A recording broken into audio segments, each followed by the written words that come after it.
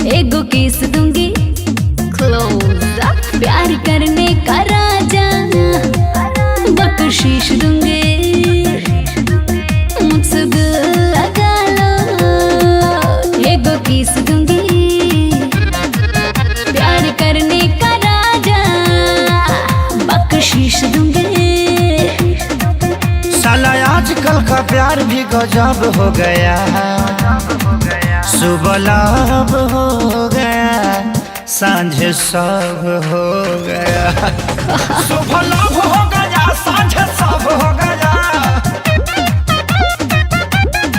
हो सुबह लाभ हो गया, सांझ सब हो गया।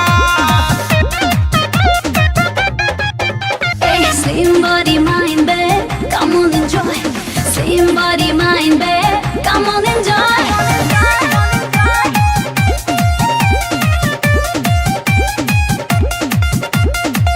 आजकल की लड़की गांव चाहे शहर की, सच्चा प्रेम कहाँ करती है? अरे करती है। व्हाट्सएप पे होती है चैटिंग, हाँ 5 मिनट में है सेटिंग, मम्मी पापा से नहीं डरती है। यहाँ कहाँ के करो के हस्बैंड चाहिए, मजा करे खातिर को बॉयफ्रेंड चाहिए।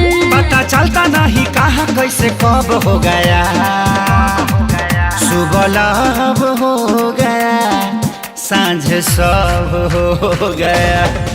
सुबह लाभ हो गया, सांझ सब हो गया, हो सुबह लाभ हो गया, सांझ सब हो गया।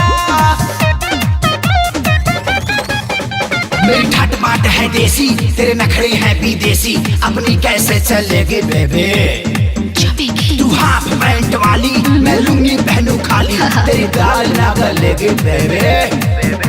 ना बेमतलब के भाषण दे, आके सीधे चुमा ले, टाइम ना ज्यादा वेस्ट कर। मिल्की मिल्की बाहों में, जुल्फों की छांव में, आगे दीवाने रेस्ट कर। चल चल चल के 100 वाट का बल्ब हो गया। सुबह लाभ हो गया, सांझ सब हो गया। सुबह लाभ हो गया, सांझ सब हो गया, हो सुबह लाभ हो गया, सांझ सब हो गया। अरे हटा यार, ये प्यार कोरोना से कम नहीं है। काहे वैक्सीन